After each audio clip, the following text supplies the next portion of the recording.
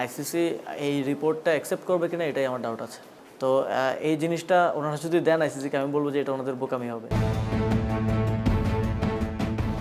তদন্ত কমিটির রিপোর্ট আইসিসিতে গ্রহণ হবে কিনা দুদিন আগে এ নিয়ে স্টার নিউজের ক্যামেরায় প্রশ্ন তোলেন প্রাক্তন যুব ও ক্রীড়া উপদেষ্টা আসিফ মাহমুদ সজীব ভুঁইয়া। তবে মুহূর্তেই পাল্টেছে পরিস্থিতি।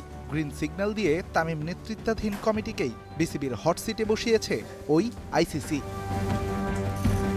নতুন চরিত্রে খান সাহেবও প্রথম দিনেই দায়িত্ব নিয়েছেন ক্রিকেটের হারানো সম্মান ফিরিয়ে আনার।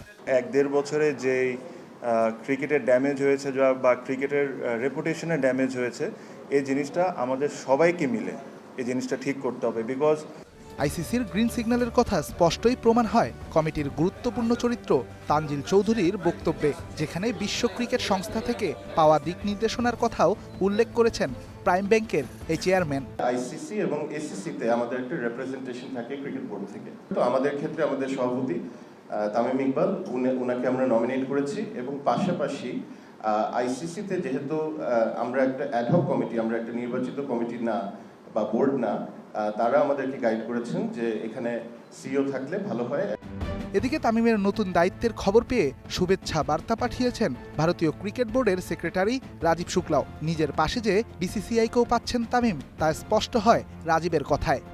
অবশ্য নতুন খবর, তামিমের বোর্ডকে চ্যালেঞ্জ জানাতে প্রস্তুতি চলছে আমিনুল ইসলাম বুলবুলের পরিচালনা পর্ষদের সদস্যদের মাঝে। এ নিয়ে বুধবার দুপুরে গুরুত্বপূর্ণ বৈঠকে বসবেন সদ্য সাবেক হওয়া পরিচালকরা। তারপরেই বর্তমান অ্যাডহক কমিটিকে চ্যালেঞ্জ জানাতে যাবেন আদালতের কাছে। Redwan Shaon, star news, Dhaka.